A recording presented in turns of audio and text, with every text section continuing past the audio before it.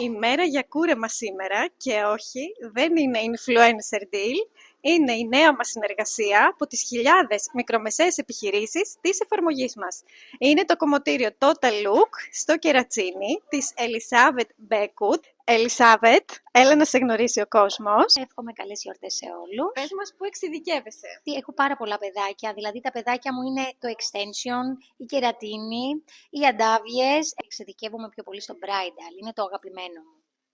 Δηλαδή το bridal είναι για νύφες. Για νύφες, ναι, για νύφες. Μ' αρέσει πάρα πολύ αυτή η μέρα που η κάθε κοπέλα μοιράζεται την πιο ευτυχισμένη μέρα της ζωής της. Θα πηγαίνει στα σπίτια για τις νύφες. Και εδώ, μπορεί κάποιον να έρθει και εδώ να ταινιστεί. Τις φίλες της, να βάλουμε και ένα ποτάκι και να αυτό. Μπορεί και στο κομματάκι. Α, τι ωραία. Είστε μερακλού είστε. Αν δεν θέλεις κόσμο στο σπίτι να έρθουν οι θείες να σε φιλάνε μλάτς, φλάτς μου. Αγάπη μου, καλά σου το μακιάζ. Πιάνει το μαλλί κλάτς. Έχω κάνει τόση ώρα να κάνω την κούκλα. Πες στον κόσμο εμείς πώς γνωριστήκαμε. Μέσω της εφαρμογής φυσικά. Στο ταμείο πλήρωσα λίγο λιγότερο και ταυτόχρονα μέσα από κάτι έξυπνο γνώρισα την Ελισάβετ. Τίποτα τρελό. Απλά σε ό,τι έξοδα ήδη θα είχα, τα παίρνω μέσα από την εφαρμογή και έχω έκπτωση. Χωράνε τα μαλλιά μου στην εραχήτη. Συνειδητοποίησα ότι είναι πολύ μεγάλα, μέχρι τη μέση. Θεραπεία ενυδάτωσης και αναδόμησης και θα με βάλουν μέσα σε όζον. Και έμαθα λοιπόν σήμερα ότι το όζον περνάει με τη θερμότητα τη θεραπεία μέσα στα μαλλιά.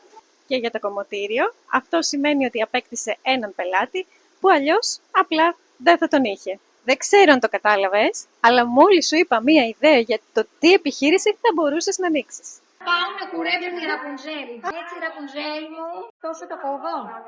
Να κόψουμε και λίγο ακόμα, λες. Και όπως βλέπετε, χωρίς αλογοουρά δεν γίνεται. Α, είσαι και καθηγήτρια στη σχολή. Είμαι σε Πασκονίδη τώρα πριν λίγο καιρό. Είμαι σχεδιαστής της Ελλάδος. Είμαι πρόεδρος του Σωματείου Κομματών. Είμαι πρόεδρος της καλλιτεχνική της Ομοσπονδίας Κομματών. Είστε πρόεδρος. Κάνω, ναι.